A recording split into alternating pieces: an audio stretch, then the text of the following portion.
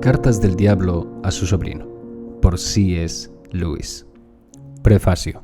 Las cartas de Scrutopo aparecieron durante la Segunda Guerra Alemana en el desaparecido Manchester Guardian. Espero que no precipitasen su defunción, pero lo cierto es que le hicieron perder un lector. Un clérigo rural escribió al director, dándose de baja como suscriptor, con el pretexto de que muchos de los consejos que se daban en estas cartas le parecían no solo erróneos, sino decididamente diabólicos. Por lo general, sin embargo, tuvieron una acogida como nunca hubiera soñado. Las críticas fueron elogiosas o estaban llenas de esa clase de irritación que le dice al autor que ha dado en el blanco que se proponía. Las ventas fueron inicialmente prodigiosas, para lo que acostumbran venderse mis libros, y se han mantenido estables. Desde luego, las ventas de un libro no significan lo que los autores esperan. Si se midiese lo que se lee la Biblia en Inglaterra en función del número de Biblias vendidas, se cometería un gran error. Pues bien, en una escala más modesta, las ventas de las cartas de Scrutopo encierran una ambigüedad semejante. Es el tipo de libro que se suele regalar a un ahijado, que se lee en voz alta en las residencias de ancianos. Es incluso el género de libro que, como he podido observar con una sonrisa escarmentada, tiende a ser depositado en los cuartos de invitados, para llevar en ellos una vida de ininterrumpida tranquilidad, en compañía de Roadmender, John Inglesant y La vida de las abejas. A veces se compra por motivos más humillantes todavía. Una señora que yo conocía descubrió que la joven y encantadora enfermera en prácticas que llenaba su bolsa de agua caliente en el hospital había leído las cartas. También averiguó por qué las había leído. «Verá», le dijo la joven, «se nos advirtió que en las entrevistas de examen, después de las preguntas de verdad, las técnicas, las matronas o los médicos preguntan a veces qué tipo de cosas te interesan a una. Lo mejor es decir que se ha leído algo. Así que nos dieron una lista de unos 10 libros que suelen hacer bastante buena impresión y nos dijeron que debíamos leer por lo menos uno de ellos. ¿Y usted eligió las cartas? Bueno, claro, era lo más corto. Con todo, una vez hechas todas las salvedades, el libro ha tenido un número suficiente de lectores de verdad como para que valga la pena dar respuesta a algunos de los interrogantes que ha suscitado entre ellos. La pregunta más corriente es si realmente creo en el diablo. Ahora bien, si por el diablo se entiende un poder opuesto a Dios y, como Dios, existente por toda la eternidad, la respuesta es, desde luego, no. No hay más ser no creado que Dios. Dios no tiene contrario. Ningún ser podría alcanzar una perfecta maldad opuesta a la perfecta bondad de Dios, ya que, una vez descartado todo lo bueno, inteligencia, bondad, memoria, energía y la existencia misma, no quedaría nada de él. La pregunta adecuada sería si creo en los diablos. Sí, creo. Es decir, creo en los ángeles. Y creo que algunos de ellos, abusando de su libre albedrío, se han enemistado con Dios y, en consecuencia, con nosotros. A estos ángeles podemos llamarles diablos. No son de naturaleza diferente que los ángeles buenos, pero se han depravado. Diablo es el contrario que ángel, tan solo como un hombre malo es lo contrario que un hombre bueno. Satán, el cabecilla o dictador de los diablos, es lo contrario no de Dios, sino del arcángel Miguel. Creo esto no porque forme parte de mi credo religioso, sino porque es una de mis opiniones. Mi religión no se desmoronaría si se demostrase que esta opinión es infundada. Hasta que eso ocurra, y es difícil conseguir pruebas negativas, la mantendré. Me parece que explica muchas cosas. Concuerda con el sentido llano de las Escrituras, con la tradición de la cristiandad y con las creencias de la mayor parte de los hombres de casi todas las épocas. Y no es incompatible con nada que las ciencias hayan demostrado. Debiera ser innecesario, pero no lo es, añadir que creer en los ángeles, buenos o malos, no significa creer en unos ni en otros tal y como se les representa en las artes y en la literatura. Se pinta a los diablos con alas de murciélago y a los ángeles con alas de pájaro, no porque nadie sostenga que la degradación moral tienda a convertir las plumas en membranas, sino porque a la mayoría de los hombres les gustan más los pájaros que los murciélagos. Se les pintan alas para empezar con la intención de dar una idea de la celeridad de la energía intelectual libre de todo impedimento. Se les confiere forma humana porque la única criatura racional que conocemos es el hombre. Al ser criaturas superiores a nosotros en el orden natural, incorpóreas, o que animan cuerpos de un tipo que ni siquiera podemos imaginar, hay que representarlas simbólicamente si se quiere representarlas de algún modo. Además, estas formas no solo son simbólicas, sino que la gente sensata siempre ha sabido que eran simbólicas. Los griegos no creían que los dioses tuviesen realmente las hermosas formas humanas que les daban sus escultores. En su poesía, un dios que quiere aparecerse a un mortal asume temporalmente la apariencia de un hombre. La teología cristiana ha explicado casi siempre la aparición de un ángel del mismo modo. Solo los ignorantes se imaginan que los espíritus son realmente hombres alados, dijo Dionisio en el siglo V.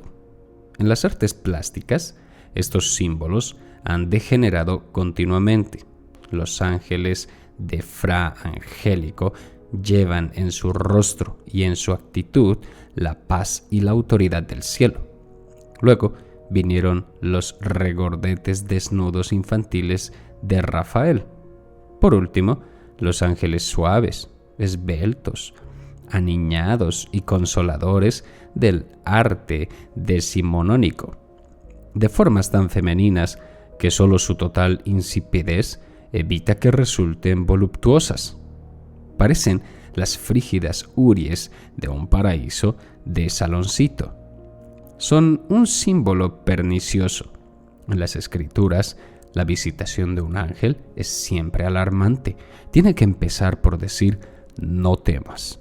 El ángel victoriano, en cambio, parece a punto de susurrar, ¡Ea! ¡Ea! No es nada. Los símbolos literarios encierran un mayor peligro, ya que no son tan fácilmente reconocibles como simbólicos. Los mejores son los de Dante. Ante sus ángeles nos sumimos en un auténtico temor reverencial, y sus diablos se aproximan mucho más por su rabia, despecho e indecencia a lo que debe ser la realidad que cualquier cosa de Milton, como señaló acertadamente Ruskin. Los diablos de Milton, por su grandiosidad y su elevada poesía, han hecho mucho daño, y sus ángeles deben demasiado a Hornero y a Rafael. Pero la imagen verdaderamente nociva es el Mefistófeles de Goethe, es Fausto, y no Mefistófeles, quien de verdad exhibe la implacable, insomne y crispada concentración en sí mismo, que es la marca del infierno.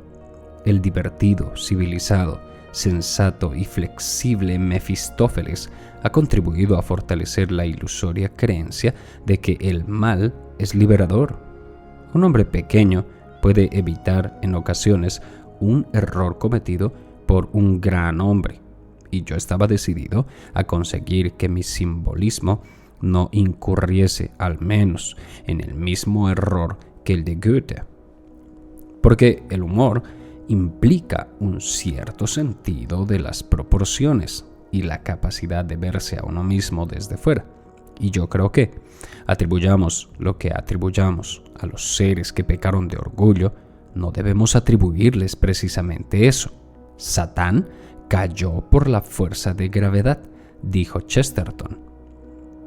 Se debe representar el infierno como un estado en el que todo el mundo está perpetuamente pendiente de su propia dignidad y de su propio enaltecimiento, en el que todos se sienten agraviados y en el que todos viven las pasiones mortalmente serias, que son la envidia, la presunción y el resentimiento. Eso, para empezar. En cuanto a lo demás, mi elección de símbolos depende, supongo, de mi temperamento y de la época. Me gustan mucho más los murciélagos que los burócratas. Vivo en la era del dirigismo, en un mundo dominado por la administración. El mayor mal no se hace ahora en aquellas sórdidas guaridas de criminales que a Dickens le gustaba pintar. Ni siquiera se hace, de hecho, en los campos de concentración o de trabajos forzados. En los campos vemos su resultado final, pero es concebido y ordenado, instigado, secundado, ejecutado y controlado en oficinas limpias, alfombradas, con calefacción y bien iluminadas, por hombres tranquilos, de cuello de camisa blanco, con las uñas cortadas y las mejillas bien afeitadas, que ni siquiera necesitan alzar la voz. En consecuencia, y bastante lógicamente, mi símbolo del infierno es algo así como la burocracia de un estado policía y las oficinas de una empresa dedicada a negocios verdaderamente sucios. Milton nos ha dicho que diablo con diablo, condenado, mantiene firme concordia. Pero, me pregunto yo, ¿cómo? Desde luego, no por amistad. Un ser que aún puede sentir afecto no es todavía un diablo. También, en este sentido, mi símbolo me parece muy útil, porque permitía, por medio de paralelismos terrenales, describir una sociedad oficial sostenida enteramente por el miedo y la avaricia. En la superficie, los modales de sus habitantes son normalmente amables. La grosería, para con los superiores de uno, sería evidentemente suicida, y la grosería, para con los iguales, podría ponerles en guardia antes de que uno estuviese preparado para adelantárseles. Y es que, por supuesto, el principio rector de toda la organización es que el perro se come al perro. Todos desean el descrédito, la degradación y la ruina de los demás. Todos son expertos en el arte del informe confidencial, la alianza fingida, la puñalada a traición. Por encima de todo eso, sus buenos modales, sus expresiones de grave respeto, sus homenajes y las invaluables servicios prestados por los demás constituyen una tenue corteza que de vez en cuando se agrieta y hace erupción la lava ardiente de su odio mutuo. Este símbolo me permitía también deshacerme de la absurda idea de que los diablos están consagrados a la búsqueda desinteresada de algo llamado el mal. Mis diablos no tienen nada que ver con semejante fantasía. Los ángeles malos, como los hombres malos, son enteramente prácticos. tienen dos motivaciones. La primera es el temor al castigo, al igual que los países totalitarios tienen sus campos de tortura. Mi infierno contiene infiernos más profundos, que son sus correccionales. Su segunda motivación es una especie de hambre. Me imagino que los diablos pueden, en un sentido espiritual, devorarse mutuamente y devorarnos a nosotros. Claro, incluso en la vida humana hemos visto la pasión de dominar, casi de digerir al prójimo, de hacer de toda su vida intelectual y emotiva una mera prolongación de la propia, odiar los odios propios, sentir rencor por los propios agravios y satisfacer el propio egoísmo, además de a través de uno mismo por medio del prójimo. Por supuesto que sus pequeñas pasiones deben ser suprimidas para hacer sitio a las propias, y si el prójimo se resiste a esta supresión, está comportándose de forma muy egoísta. En la tierra, a este deseo se le llama con frecuencia amor. En el infierno, me imagino, lo reconocen como hambre. Pero allí el hambre es más voraz y se puede satisfacer más completamente. Allí, sugiero, el espíritu más fuerte. Tal vez no haya cuerpos que lo impidan. Puede absorber real e irrevocablemente al más débil en su interior e imponer perpetuamente su propio ser a la individualidad atropellada del más débil. Por eso, me imagino, los diablos desean las almas humanas y las de los otros diablos. Por eso Satán desea a todos sus seguidores, a todos los hijos de Eva y a todas las huestes del cielo. Sueña con la llegada de un día en que todos estén dentro de él, cuando todo aquel que diga yo solo pueda decirlo a través de Satán.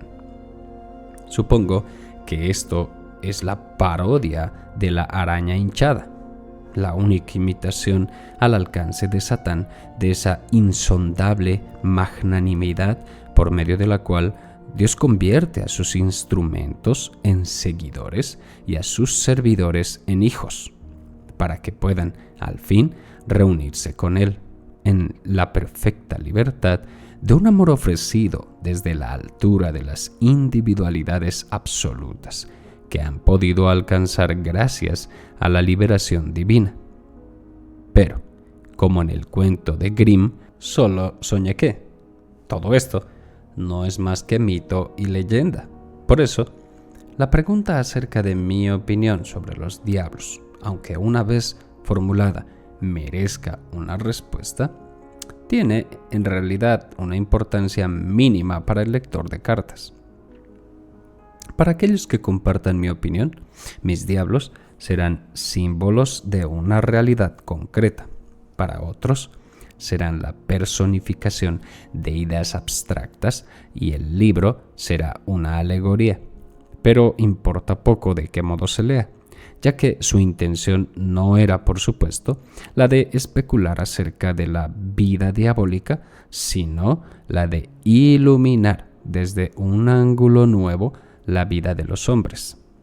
Me dicen que no fui el primero, que alguien escribió cartas de un diablo ya en el siglo XVII.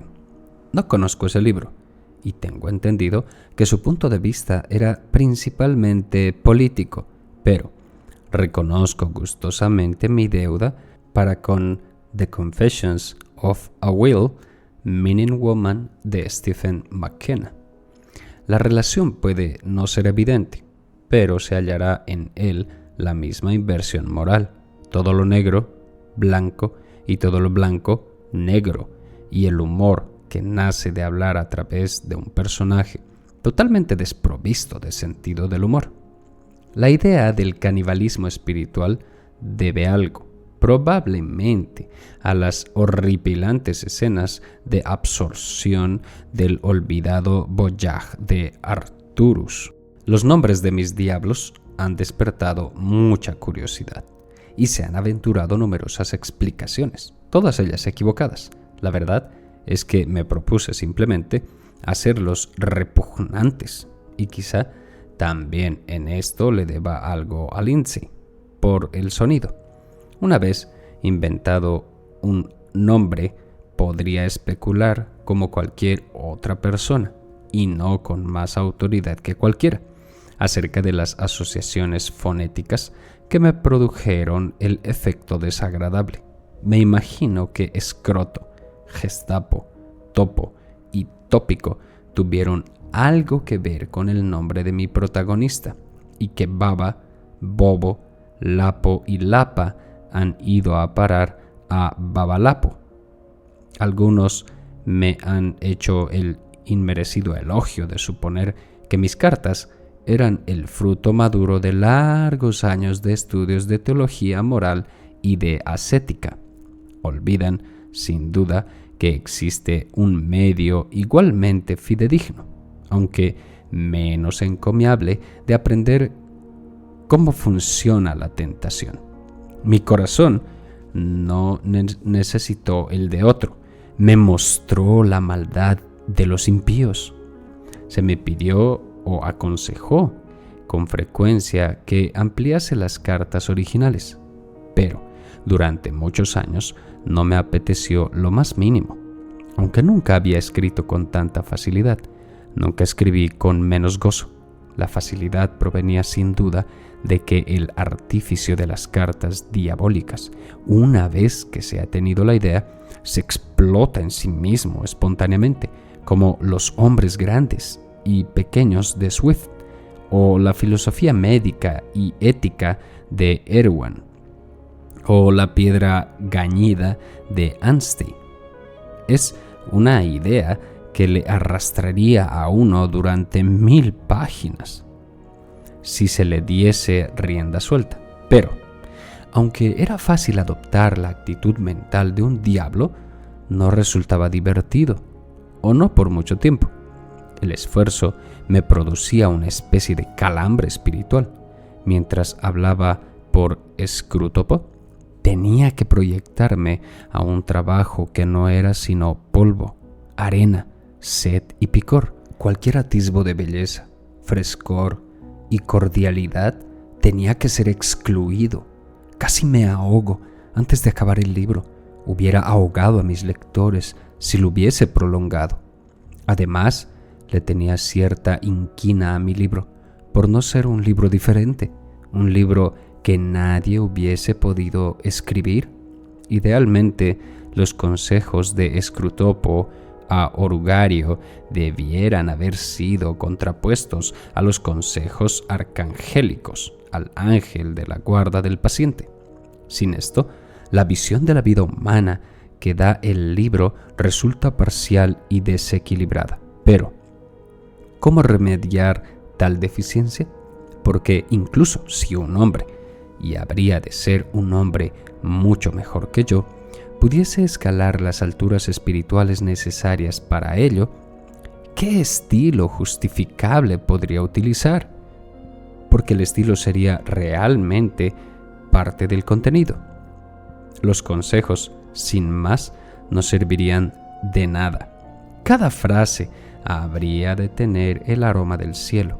Y hoy día, incluso si uno fuese capaz de escribir una prosa como la de Traerne, no se le permitiría, porque el criterio de funcionalidad ha inutilizado a la literatura para la mitad de sus funciones. En el fondo, cada ideal estilístico dicta no sólo cómo se debieran decir las cosas, sino qué género de cosas se pueden decir. Luego, al pasar los años y convertirse la sofocante experiencia de escribir las cartas en un débil recuerdo, se me empezaron a ocurrir ciertas reflexiones sobre esto y aquello, que parecían requerir de algún modo un tratamiento scrutopiano. Pero estaba firmemente decidido a no volver a escribir una carta. La idea de algo así como una conferencia o un discurso planeó vagamente por mi cabeza. Idea ora olvidada, ora recordada, pero nunca escrita. Entonces me llegó una invitación del Saturday Evening Post y eso apretó el gatillo.